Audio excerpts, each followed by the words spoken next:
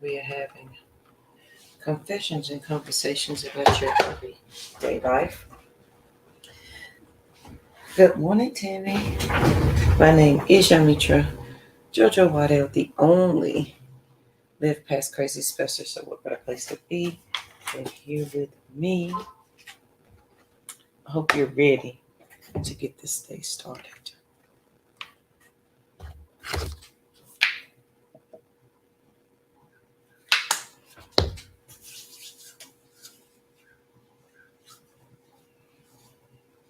I know I am. Listen, let's do the introduction so we can get started, and then we'll talk about all the things. Let me turn you up so you can hear me. Can you hear me okay? So welcome.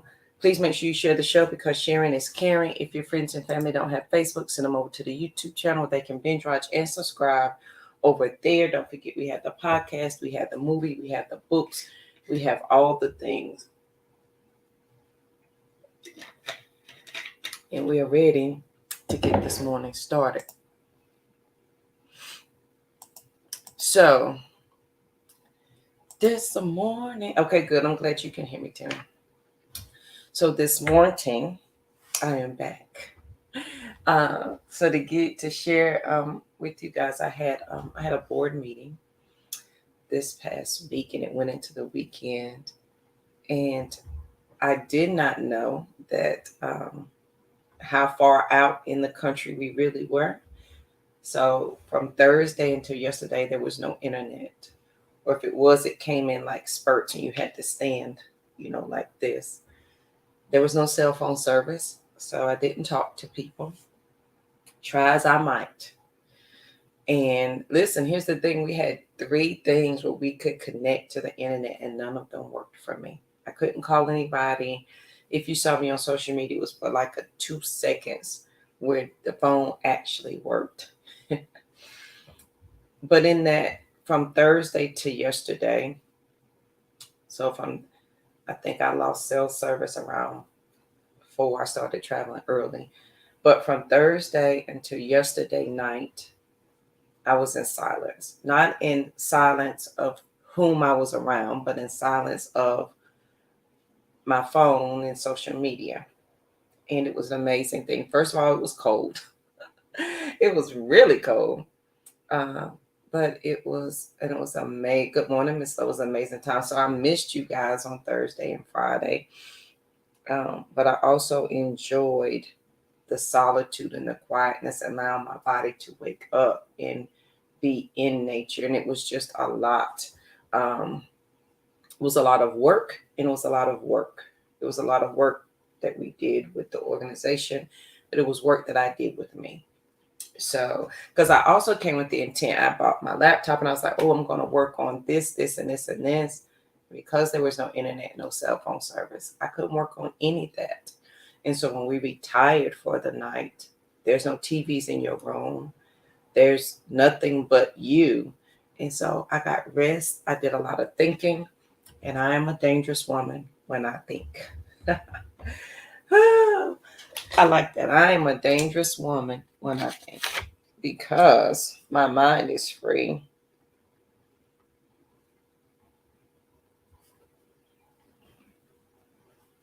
Not only is my mind free, there are no restrictions on my thoughts, right? On what I need to accomplish, what I need to do, where I need to be, and all of that. So, yeah, it was a great, like, we walked in the woods for 2.5 hours. Yeah, I tell you, it was cold. I dressed in layers. Like, I had on 2 shirts, 2 pairs of pants, socks, scarf, hat, gloves, and I was still freezing. But it was beautiful. Even got a little snow, but it mostly got rain and mud. But it was a beautiful time to connect with me and with the people around me who are on the same journey that I'm on. So now that I caught y'all up on that, welcome back to the Fearless Morning Show. Did y'all miss me? I missed y'all. Like, I missed y'all. Um, so let's get started with the morning show. So I want to talk about True Ask. And I want to, I don't know if I read this, excuse me if I heard it somewhere. And it's talking about a true ask, but asking truly for what you need so that you get what you need. Sometimes we don't truly ask for what we need, so we only get what the person gave us because that's what we asked for. And then we find ourselves in a peculiar situation of not needing or needing more than what was given, but did we ask for all that we wanted? Are we afraid to truly ask for what we need? And if you've been with me for a while, this is year number 5 coming up with the Fearless Morning Show. We talked about the power of the question and be bold enough to ask the question. And me being bold enough to ask the question, have to be bold enough to do a true ask. And a true ask is all the things that I desire in that time, space, or moment. And if I ask from a place of sincerity, honesty, vulnerability, then the ask is always given. If I ask from a place of scarcity, a place of unwillingness to accept that it is available, then I shall never receive the true ask. Now, all of that is JoJo's thought. The true ask part, and the true ask is mine too. I like to make a clear cut of intellectual property. Those are all my thoughts. But I did read it somewhere. Are we asking for what we really want? Are we truthful about what we need? And sometimes we cannot be truthful about what we need because we don't want to be embarrassed by the need. We don't want to be embarrassed or ashamed to say we need this thing. So for a long time, I did not ask for help. I did not ask people to support me. I did not ask for this or that. And when I did, I asked in smaller portions than what I really needed. And I needed it in greater portions. I asked in smaller portions. And when I received the smaller portions, it was never enough. So then I found myself looking for another ask when I could have just did my true desire and received that. So in my true ask, me in all of my vulnerability and understanding that this is what I need in order to move and operate and to be. And if I am, because I am, and it is created and it is so, then my conscious pathway of my ask is already there. Meaning the conscious pathway of what I need is already here. The only thing that differs is if in me asking, I don't truly believe. And if I don't truly believe, then I don't really receive. And if I don't really receive, then my ask goes unanswered. Remember, I need you to look at the word humble. And it is for me to think less than of myself, and I do not. I don't like the word humble.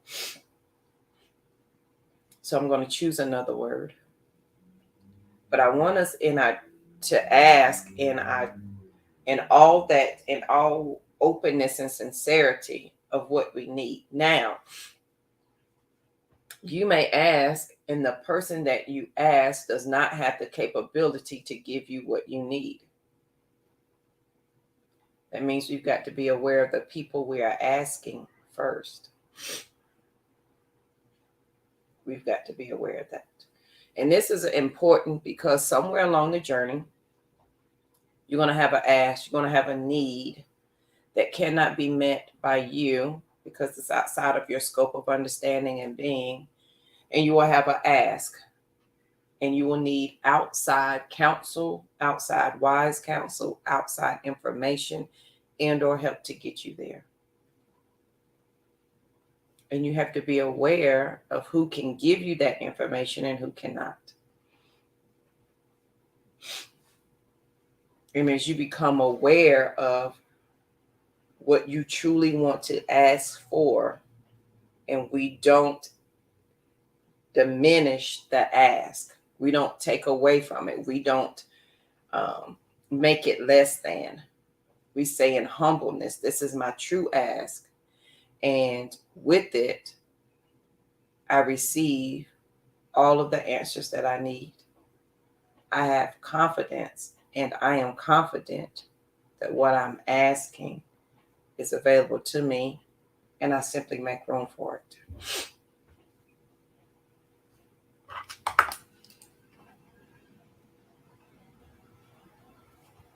So this morning, on this great day,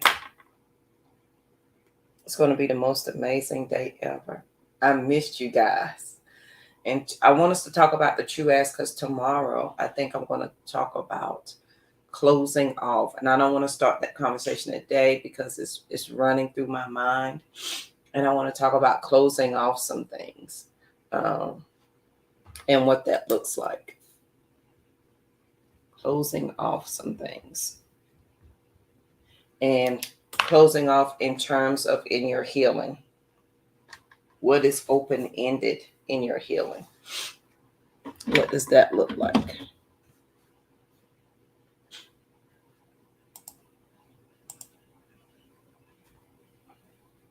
What does that look like, and how do you hold it?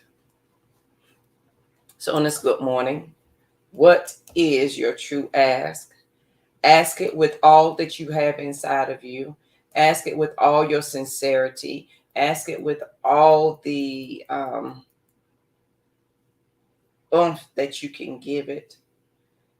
If the desires of your heart are not known, your desires of your heart cannot be given.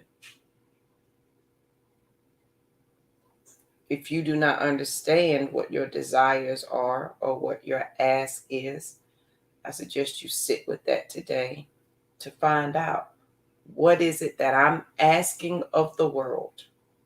What am I asking of the world?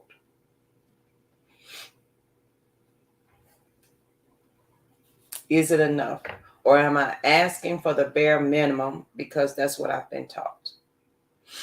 To ask just for this thing, this little bit. And I think as Americans, we've been taught to ask for smaller things. Maybe not Americans. I would say as Black people, we've been taught to ask for little, receive little, accept little. What if we ask for great, accept great? What happens then?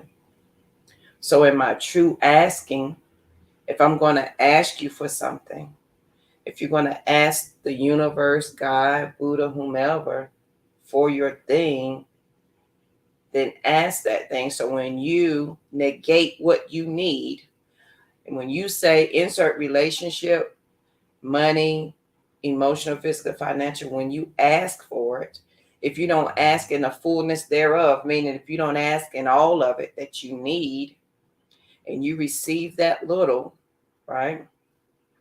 When you receive that little, and then you look at the little that you received, now you find your spot. You find yourself in a place of having to ask again in small portions. Ask, and it shall be given. But when you ask, make sure you're asking with clarity. So if you don't know what you need or what you desire, you need to sit with that first so that when you ask, it is clear. So you do a true ask in all of your honesty, in all of your clarity, in all of your sincerity, in all of that. Do a true ask so that when you receive what you need, and that you are clear on the person, place, the thing that you ask, that they can give you what you need. Because we run our, good morning, Margaret and Joshua, we run our wheels asking. Jojo, I've been asking. But are we asking people who can give us an answer? Are we asking person, place, thing, situation that can give back? Or are we asking to a person, place, and thing that does not have the capacity to give? Some of us, I've been guilty of asking people to love us who did not have the capacity to do so. They may have wanted strongly to love me. May have wanted it strongly to do that. But did they have the capacity to? So you have to look at, am I clear on what I need? If you're going to ask, ask. Who am I asking? Do they have the capacity to do that?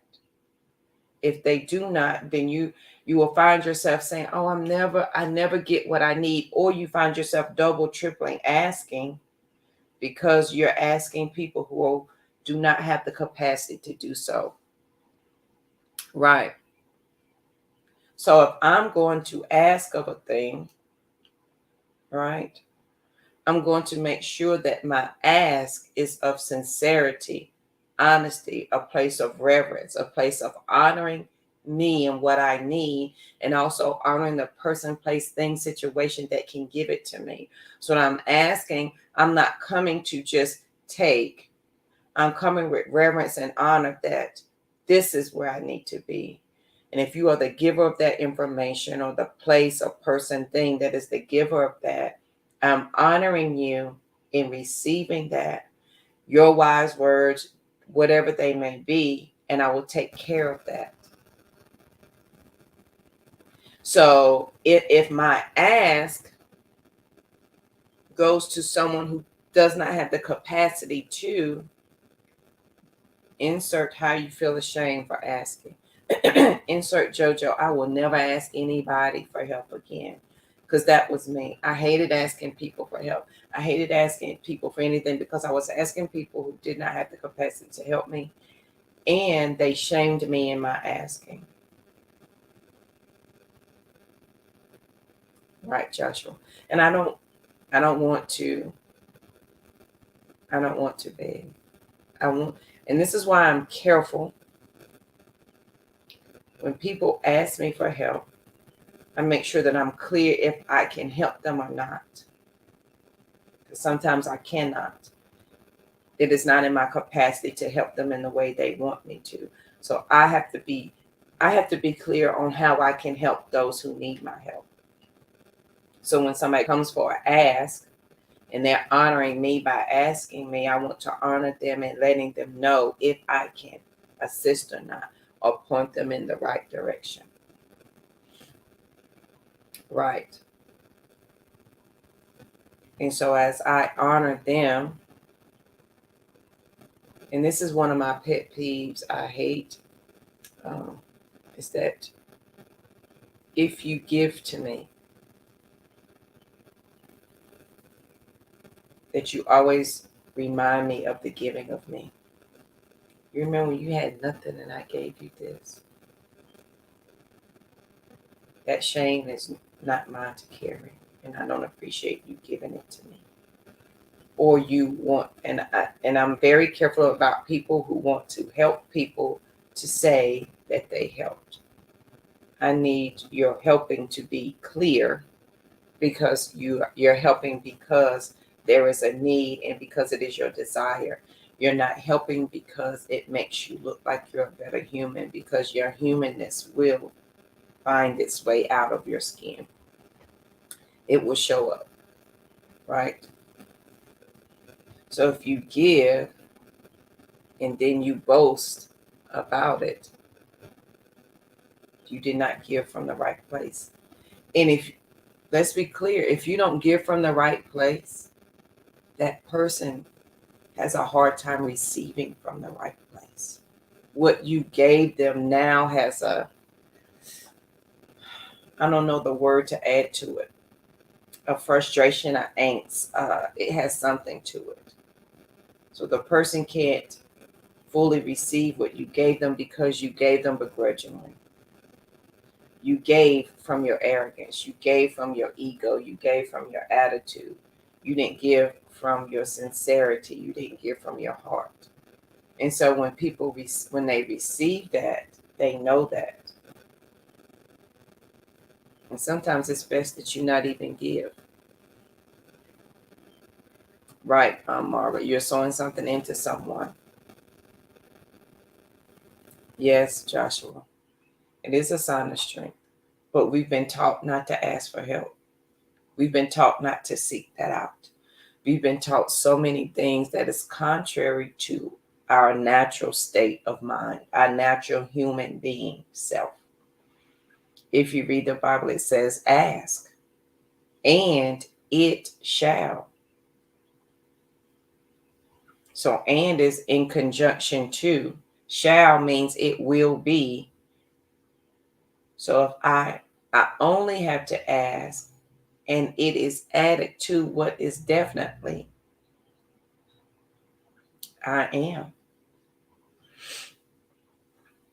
So on this great, most amazing day,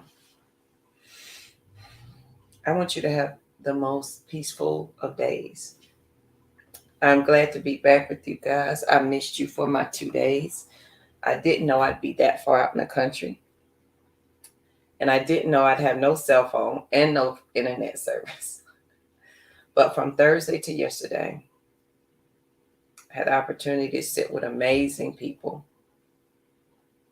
to sit with myself, because there was nothing to obstruct you from, there was nothing to distract you from you. There was no TV. There were no phones. There was no internet. There was nothing but you and the land. And you and the land had to figure that out. Right. Don't give from the spirit of expectation. That's right. And so I learned a lot this weekend. I learned a lot. And that's why tomorrow we're going to talk about closing things off. And I want you to bring some paper and pencil, because I feel like it's going to be something big there. Like I'm kind of reining it in so it doesn't get out of control, so I can have all the thoughts for tomorrow. But I'm a dangerous woman when I think. That is a quote by me.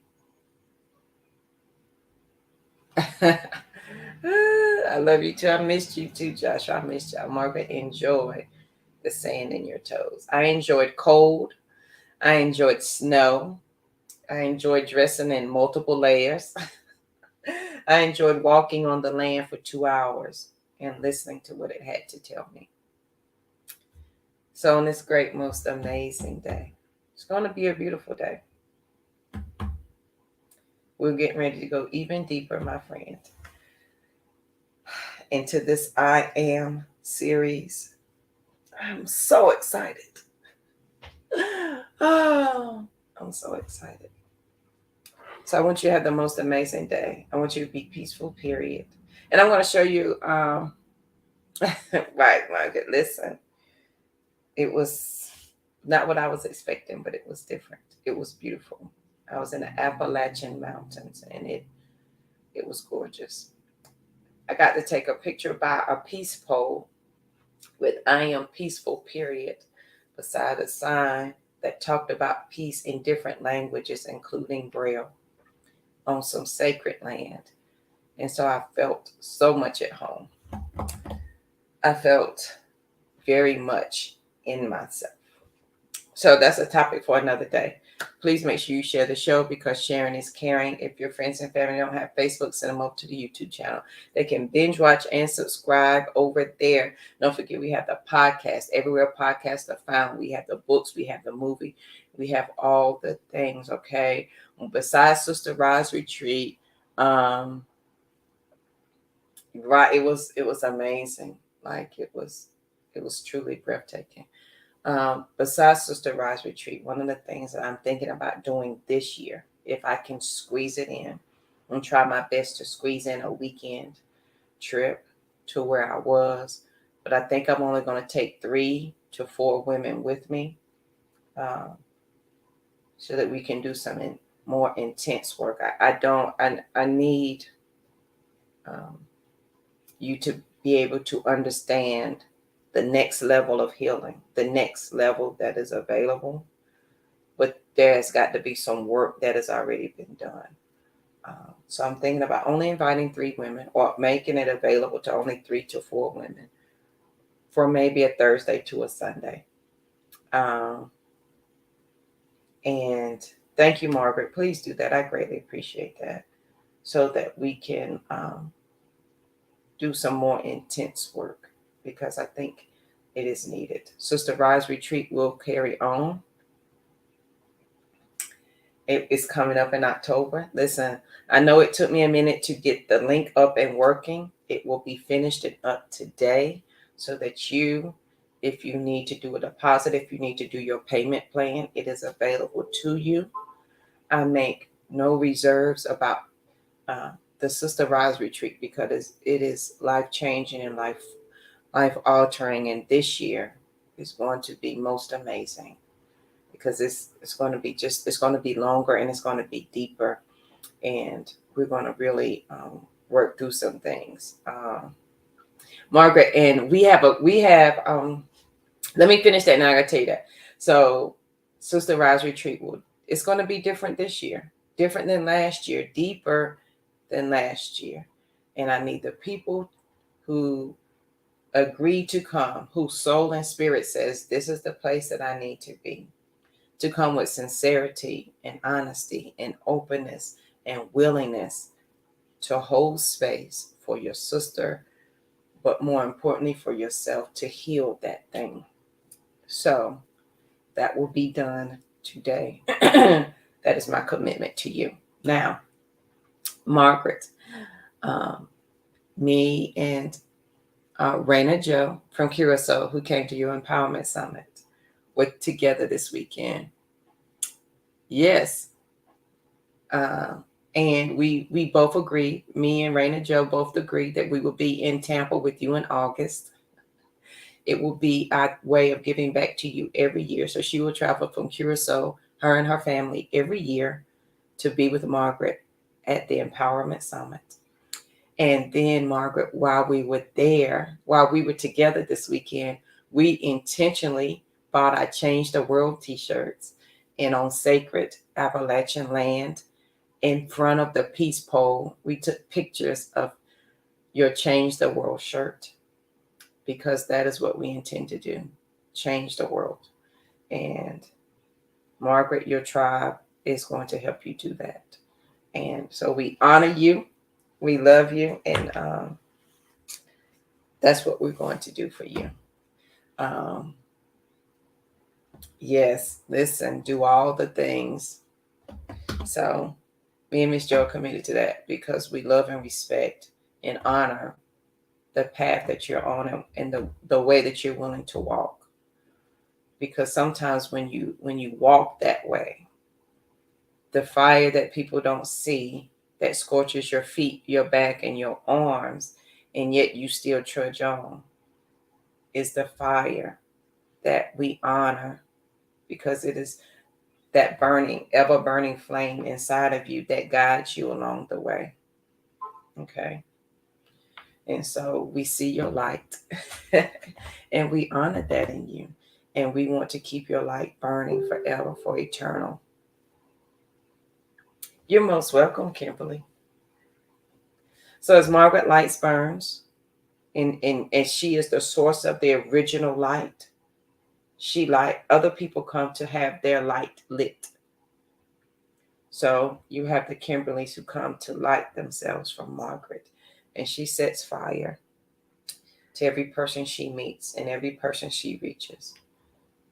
And as she does that, we, as her sisters, as Change the World Tribe, as her brothers and her sisters and her supporters, will make sure her flame never goes out. So on this great, most amazing day, I want you to speak easy. Remember the last time, right? The last time I think I did the morning show, was it Wednesday or Tuesday? I talked about speaking easy. I do have that poem. I will post it today so that you can have it. But please speak easy today. Be easy. Guard your light. Be true with your ask. Ask for what you need, and it shall. Okay? So be in that space today. All right. I hope you have the most amazing day. And I will see you guys here bright and early tomorrow morning. Have a good one.